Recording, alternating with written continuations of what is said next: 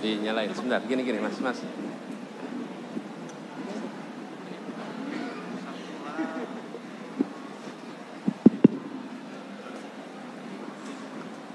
Terus 1, 2, 3, baik.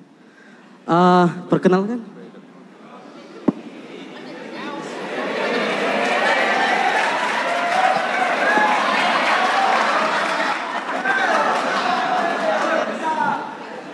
Oke, baik.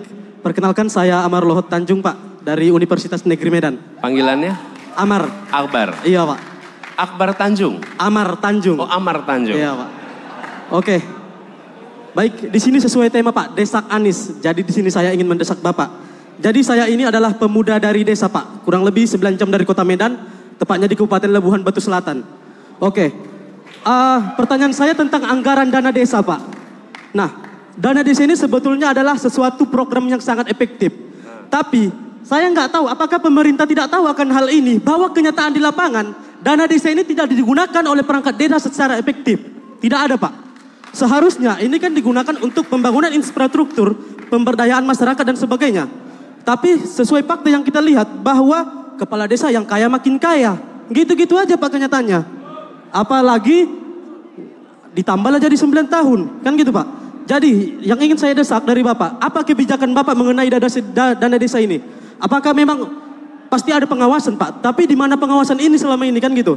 Kemudian satu lagi, Pak. Saya ini dari desa, untuk menjangkau akses pendidikan tinggi ke ibu kota atau ke ibu kota Medan ini aja, Pak, ke Sumatera Utara, itu sangat mahal, Pak. Jika kita bandingkan, belum lagi biaya hidup dari desa ke kota itu jelas perbandingannya sangat jauh. Nah, kenyataan yang sangat pahit dirasakan oleh anak-anak desa, jika saudaranya telah mengambil perguruan tinggi, maka yang kedua yang akan masuk ke perguruan tinggi akan harus sabar menunggu. Itu kenyataan-kenyataan pahit yang harus kami alami gitu, Pak. Karena tidak sanggup kalau sekali dua dia biayai orang tua untuk mengakses pendidikan tinggi. Jadi di sini saya akan mendesak dua ini. Apa gagasan kebijakan dari Pak Anies? Terima kasih, Pak.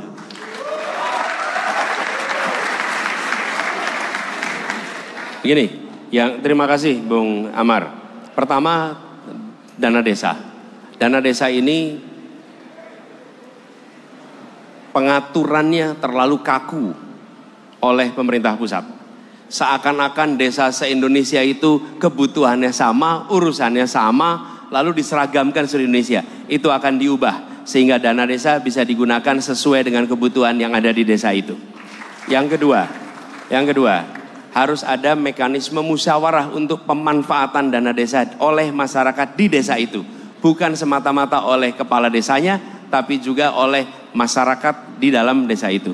Yang ketiga, kami malah berharap anak-anak muda memberikan gagasan kepada kami tentang pengawasan. Jumlah desa kita amat banyak dan pengawasan itu harus semesta. Pengawasan di pemerintah aja tenaganya kurang. Malah kalau boleh Bung Amar ada ide gagasan, kami akan siap. Karena prinsip kami adalah membuka gagasan, ruang gagasan untuk terobosan-terobosan bisa diadopsi menjadi perubahan. Yang kedua, soal pendidikan tinggi. Pendidikan tinggi ini biayanya amat mahal hari ini. Sehingga banyak sekali keluarga-keluarga yang paling berat adalah bukan yang miskin. Kenapa? Karena kalau yang miskin ada banyak program di situ. Yang kasihan itu keluarga yang menengah. Yang menengah itu malah tidak dapat dukungan dari pemerintah. Justru di situ yang kita ingin masuk. Supaya keluarga-keluarga menengah itu bisa mendapatkan kesetaraan kesempatan anak-anak untuk kuliah. Bagaimana caranya? Pemerintah harus memberikan anggaran yang lebih besar untuk pendidikan tinggi. Sehingga pendidikan tinggi tidak memandang mahasiswa sebagai pembeli jasa pendidikan.